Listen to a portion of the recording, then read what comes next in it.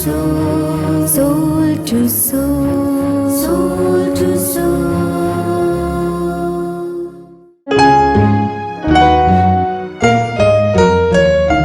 Soul to soul, soul to soul, soul to soul, soul to soul, soul to soul, soul to soul. Dear viewers, welcome to the show Soul to Soul Talk Show. Today, amongst us, we have Brother Roy, who has been surrendered for past 20 years in Global Retreat Center in UK. A very warm welcome to the show, brother. We would like to know something about your professional and personal life. Okay. So you mean prior to being a surrendered BK? Yes, brother. So I used to work in financial services in the UK, in Scotland actually, working as an advisor for an insurance company on investments and pensions and mortgages and that type of thing. And I wasn't married before I came into knowledge. So. Okay. So why did you leave your profession? Did you leave your profession? Yes, I was going to the Global Retreat Center to help out in different projects that they had in the early days at GRC, mainly in the garden and helping out in little jobs. And I would also take my centre in charge to meetings in London and Oxford, and we would stay for the weekend, and I kind of got used to the people and got to know the people there, and I got a lot of satisfaction from doing that type of thing, as opposed to the low-kick work I was doing. So a sense of satisfaction. Okay. So, brother, were you in search of God? No, I wasn't in search of God, but I was in search of truth. Okay. I really wanted to know what the truth was, and I was quite convinced I would find out. Were you God-fear of a kind of a person? No, I was brought up in a Christian family in Scotland, but my family weren't really strict or very devout Christians. It was just that our community is Christian, and so I would go to church, Sunday school and Bible class, but my mother said that I could make up my own mind about religion when I was 16, and so I didn't have any fear of God at all, no. Brother, how did your parents reacted to it? Like when you took up spirituality, how did your family members, friends, everyone reacted towards it? My family were quite okay with it. It was a kind of surprise to them because my lifestyle completely changed when I came into knowledge. But overall, they were quite happy for me to be doing following BK principles, because they could see that I had more happiness in my life. Okay. Was it easy for you to follow all the principles of spirituality? It's well, it was a slow transitional period for me, because I started off my spiritual life doing a positive thinking course to begin with, Okay. at the local centre in Aberdeen, and then progressed into meditation and the Rajyoga course. But I really took my time to digest it properly.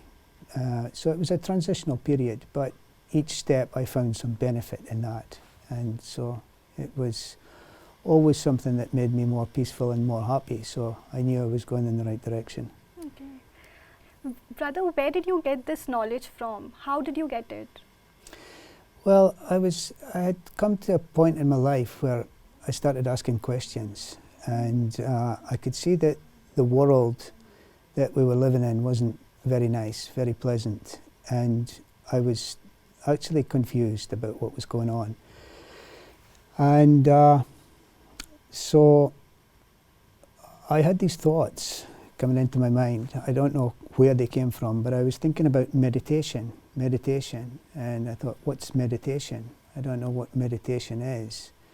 And then I just happened to buy a local newspaper, which I don't normally buy, but that particular day I did, and opened it up, and there was an advert in the newspaper that said meditation.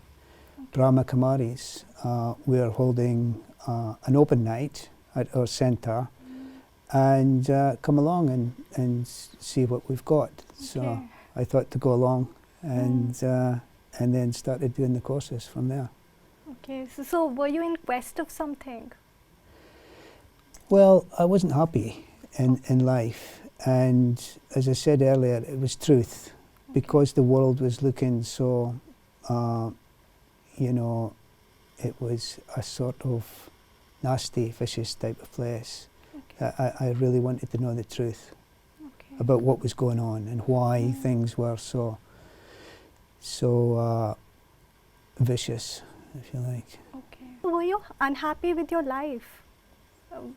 I was unhappy at the time, and it was because of the condition of the world. That was, and a lot of confusion. Okay. That's what I would say. And which religion you followed, Mother? I was in the Christian religion. Okay, so you strictly followed that religion, the principles of that religion? Not very pucka, no, I just went sort of through the motions. Okay. But I did say my prayers every night. Okay. Like religion and spirituality, how did you maintain the balance between the both? Was it easy to like walk the path of spirituality?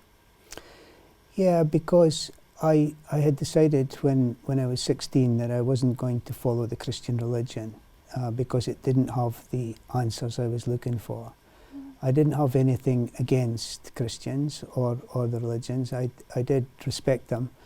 But when I asked questions like, who is God? Where do I find God? The answers I got weren't really what I was looking for. So when I was 16, I decided I wasn't going to be a Christian. Okay. And so it wasn't until I was 35 that I came into Rajyoga. And so very quickly I found that the meditation was having a big effect on me. Okay. Christianity, as I know, like Jesus Christ is known as Son of God. Then who really is God? I mean, do we get the answers of all these questions in spirituality? In Raja Yoga, I've got that answers that I was looking for regarding God, yes. Did you believe in reincarnation? I did believe in reincarnation, but there wasn't any proof of it. But something inside said to me that when the body dies, then something must happen to the soul. How was your academic and college life? Actually, I left the school when I was 16 because I wanted to get a job. I wasn't so much interested in studying. So I went to work when I was 16.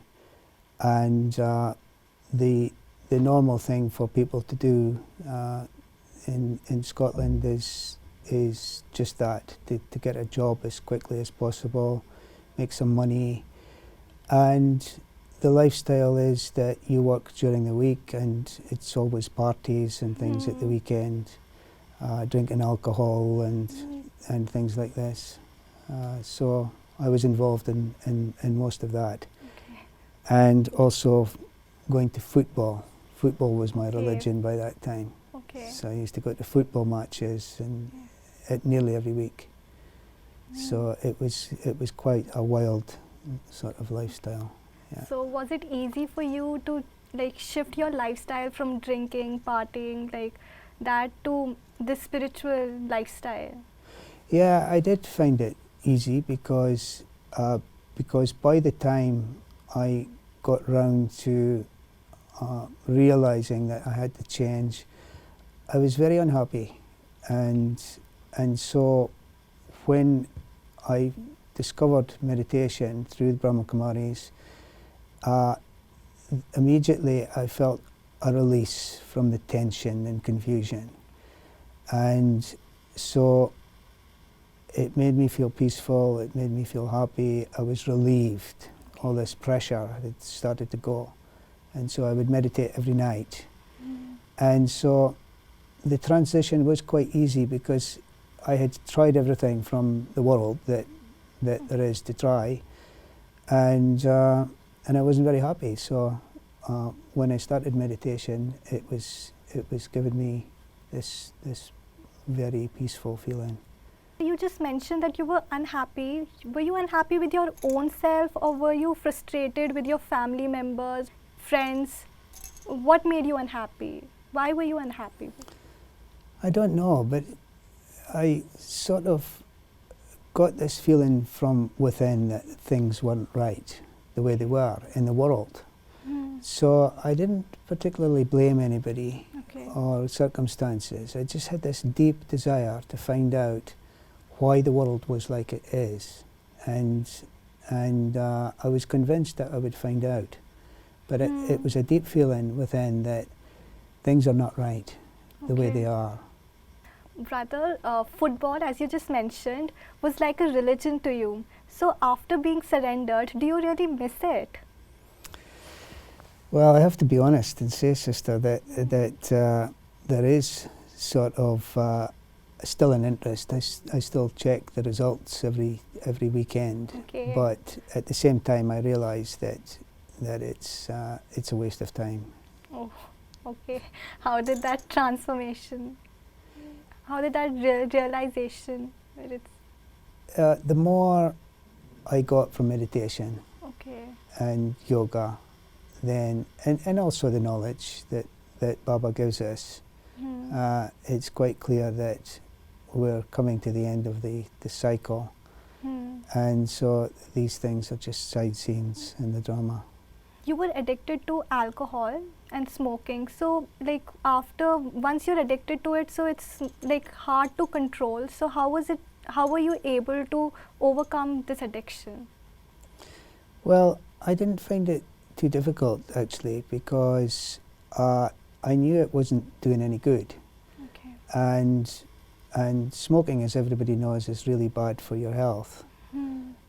So I didn't find the transition. Once I'd found something through the meditation that I was enjoying, and also the knowledge and the deeper understanding of spiritual principles, then there wasn't a feeling that I'd lost anything, that I was giving up. It didn't feel like it was difficult renunciation, because I understood that these things weren't doing me any good at all.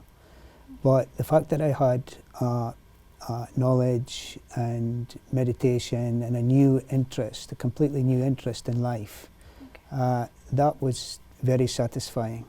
So I didn't really have to look back, and I'd done all these things, for so long, for 15, 20 years, and parties and nightlife and casinos and restaurants and all this type of thing. And at the end of the day, I wasn't really happy. So I didn't feel like I was giving up much. And my family were okay about it, because they could see that I was happier and more contented in life. They could see that I'd found something that was giving me happiness and peace. And so they were happy as well. They were happy for me. And I've got 3 younger Lokik sisters. And they were all happy that I'd taken up meditation. Spirituality. Yeah. So does your parents believe in spirituality? They're still Christians. So I just leave them to... it's their belief system. Yeah. And I took them all. I've taken all my family to meet the daddies when the daddies come to Scotland, even Daddy Kamarka. So I've gave them the introduction to the seniors and the family, and so now I just let them take their own path. But they are happy that I'm happy, and we still communicate, and so it's worked out fine. Yeah. Brother, over there you're supposed to have non-veg food.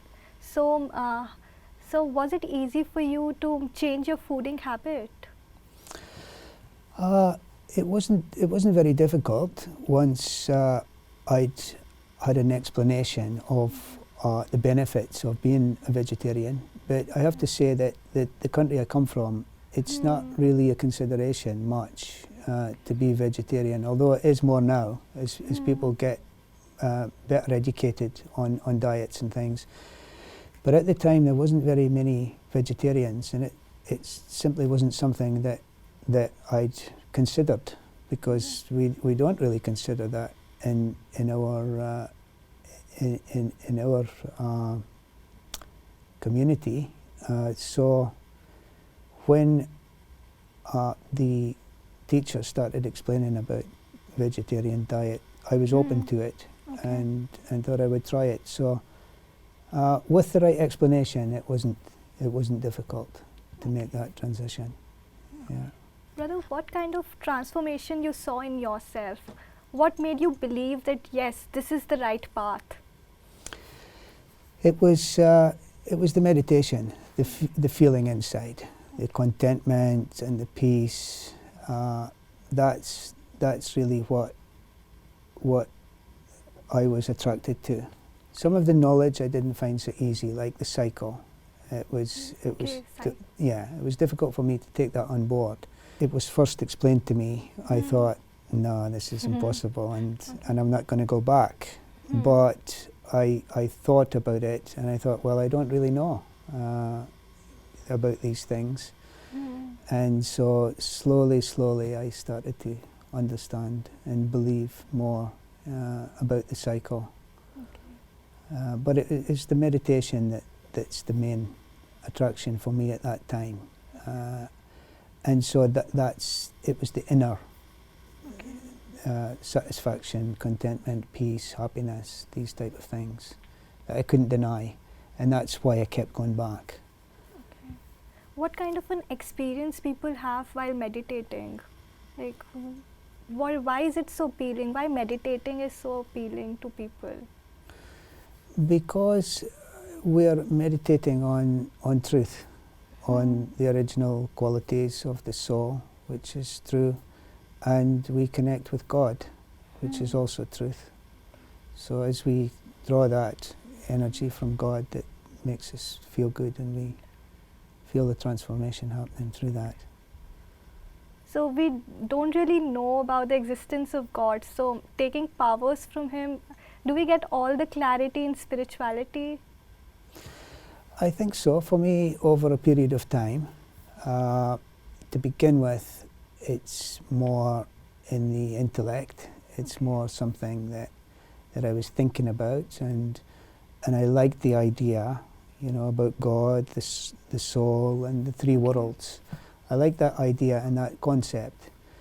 But of course, we can't prove anything. We can't prove the soul. We can't prove God through, scientific means, which is normally sort of accepted method of proof. When people speak about proof, it's in scientific terms. But actually, in spiritual terms, the proof we get is through our experience. And so we get the techniques in Raja Yoga explained to us, and it depends how much practice we put in. That's what I found. The more practice, the more proof. So brother, you blindly believe in whatever is said to you? No, I didn't. No. Okay. I would take the knowledge slowly, think about it, speak to other people, and put it into practice.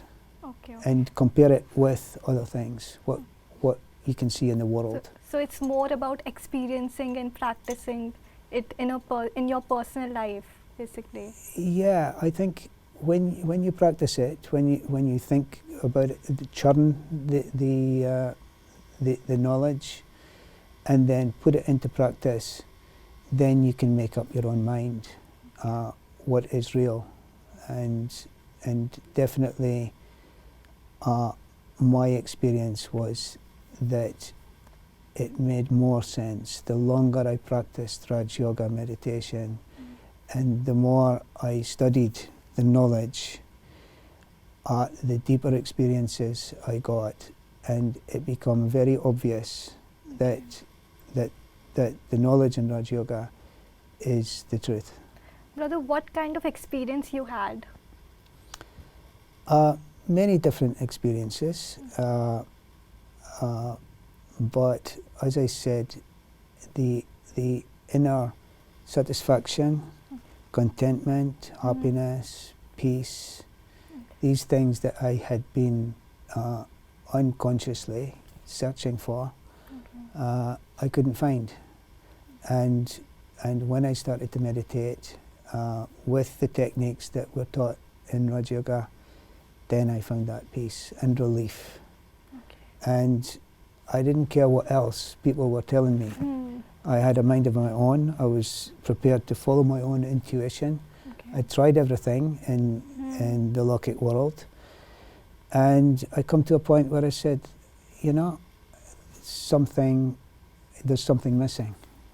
I don't know what it is, but I'm going to find out. I want to know the truth. And so I was sort of calling out to God, I'm sure. I want to know the truth about what's going on in this world. And so I got more truth from it than I was expecting, actually. But the more study, the more meditation, the more real it's become for me. Brother, did you ever got into a situation where people tried to deviate you from this path of spirituality, from following it so strictly and like properly? Yeah, once or twice my friends had questioned me, especially my best friend. The first time I was coming to India, he knew I was meditating, and he knew I'd changed my lifestyle, because everybody in my town could see that I had completely changed my lifestyle. And I wasn't going out to the clubs and things any longer, and I wasn't involved in all the other activities that you know my old friends were involved in. And so when my best friend heard I was coming to India, he came to my house to see me and asked me if I was sure I was doing the right thing. So I assured him that I was. I knew what I was doing. Yeah. So, brother, once you get into spirituality, you basically get cut off from all the social activities you're indulging in. So, isn't it very monotonous to follow this path of spirituality? No, I don't think so at all. It might look like that on the outside, but there's more satisfaction from being involved in service than there is in anything in the outside world. Yeah. Brother, what was your experience back in Scotland, and then why did you came to India? Was there any difference in experiencing meditation and practically following it in India and like abroad where you lived? Yeah, the first time I came to India was specifically to come to Madhaban to meet Baba. And so it was about almost 2 years after I'd come into meditation before I could actually come to India, the way the dates worked out for Baba's season and things like that. So so many people were telling me about their Madhaban experiences, and so amazing experiences and incredible experiences that they were having. And so I had sort of built up a picture in my mind about what it would be like. And when I come to India, it was completely different from what I'd thought. And so the first meeting I had with Baba was up in Om Shanti Bhavan in 1995. And actually it didn't live up to what I thought it would be like. And so I was quite disappointed, actually. But before I went back to the UK, I had a second meeting.